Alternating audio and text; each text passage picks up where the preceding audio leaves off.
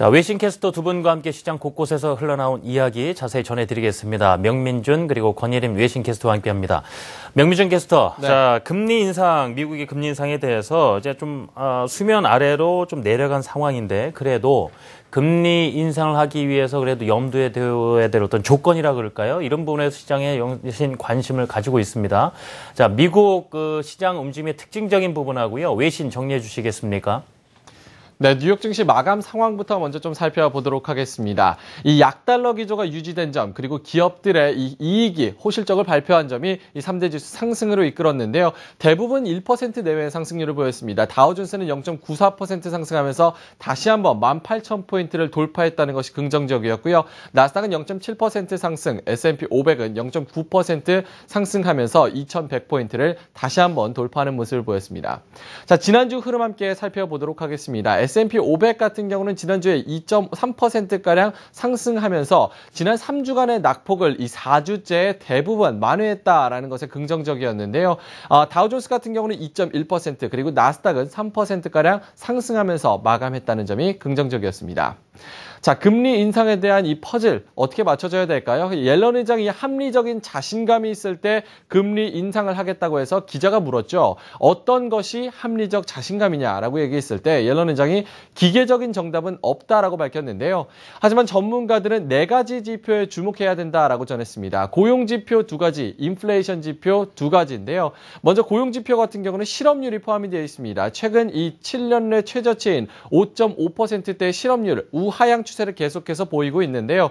연준 같은 경우는 이 장기적 목표치는 5.2%로 설정을 했는데 이 부분에서 현재 5.5%에서 계속 개선이 돼야지 이 자신감을 가질 수 있다라고 전했고요. 다시 돌아가 보도록 할까요? 임금 상승률 같은 경우에는 2%, 최근에 2% 상승하는 데 그쳤습니다. 2009년 금융위기 이후 경기 침체 이후 수준으로 별로 그렇게 크게 올라와주지 못했다라는 의견인데 최근 월마트, 타겟 등 이렇게 대형 마트에서 임금 상승률이 조금 점쳐지고 있는 점에서 좀 긍정적으로 바라보고 있는 시각입니다.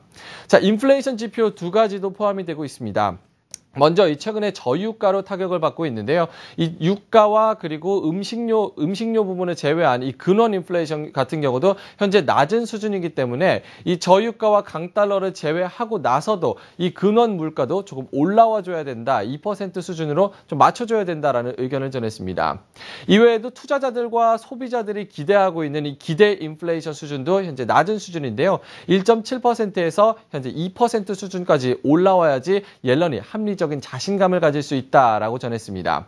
이 수요일에 CPI 이 소비자 물가 지수가 발표가 되고 연준 여러 인사들의 또 발표가 있으니까요. 이런 부분도 이번 주 좀 주목을 해보셔야 될 것 같습니다. 자, 다다음 주에 또 1분기 어닝 시즌이 또 도래합니다. 4월 8일에 이 알코아를 시작으로 또 1분기 어닝 실적이 발표가 되는데요. 이번에 어글리 1분기에는 어닝 쇼크가 또 예상이 됩니다. 그중에 이 저유가로 타격이 큰 에너지 기업 그리고 강달러로 좀 영향을 받는 이 수출 기업들이 타격이 클 것이라고 얘기했는데요. 6년 내 첫 연율로 이익이 감소할 것으로 예상이 되고 있습니다. 평균적으로 S&P 500 기업들이 이 5%가량 이익이 감소할 것으로 내다보고 있는데요. 특히나 이 수출 비중이 50% 이상인 기업, 나이키나 오라클 같은 경우는 이익이 12% 이상으로 감소할 것으로 보이고 있기 때문에 이런 어닝 쇼크에 대비하라라는 의견까지 나왔습니다.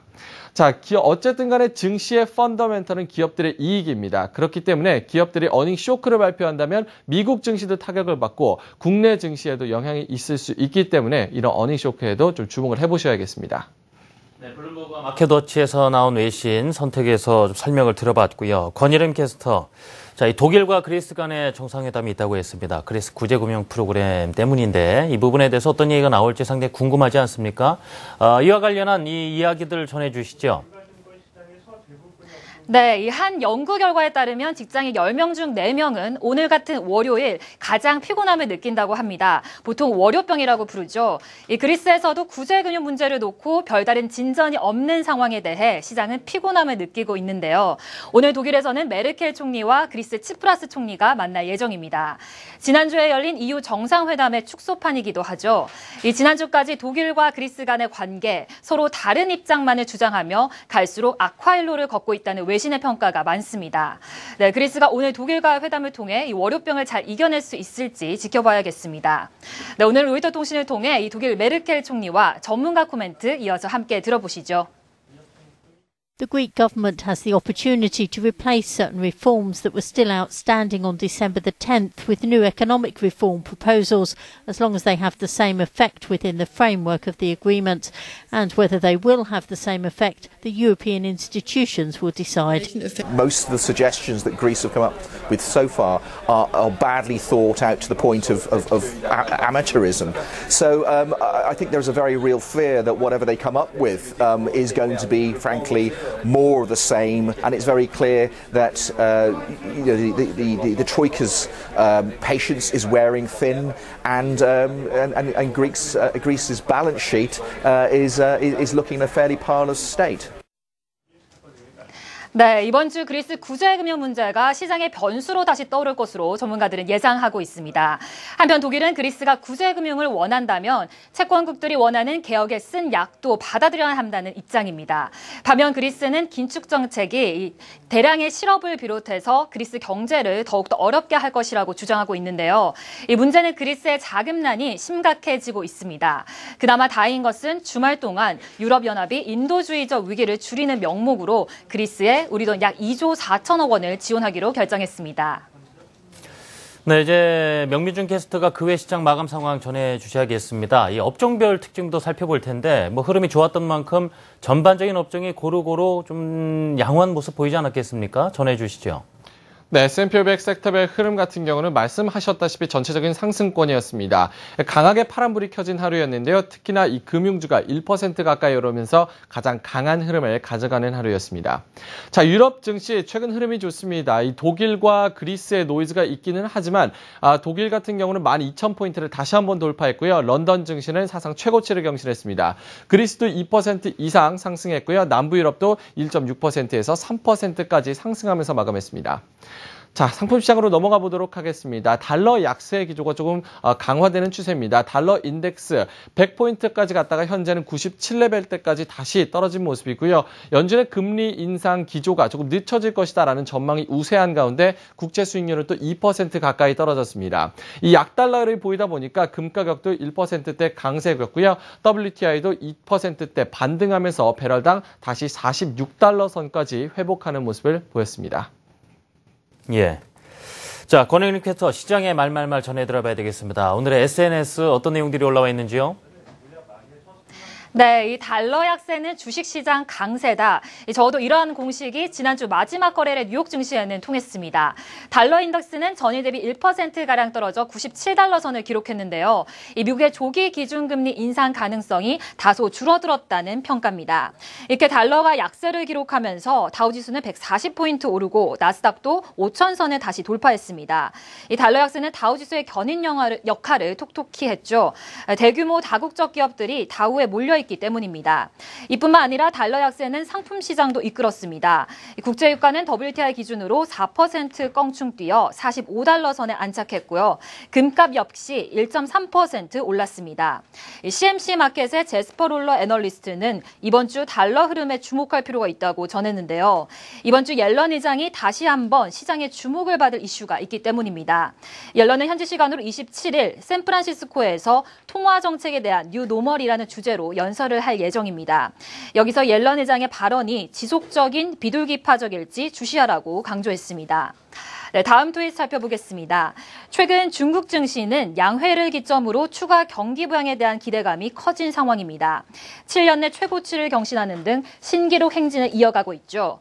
꾸준히 고공랠리 장세가 펼쳐지고 있는 가운데 전문가는 양회 랠리에 이어 이번 주 개최되는 보아우 포럼을 주시하고 있다고 전했습니다. 네, 상하이 증시는 지난 20일 3,600선을 넘었죠. 이 전문가는 보아우 포럼의 기대감에 힘입어 이번 주에는 3,700선을 돌파할 가능성도 있다고 전했습니다. 이 보아우 포럼의 올해 주제는 아시아의 새로운 미래입니다.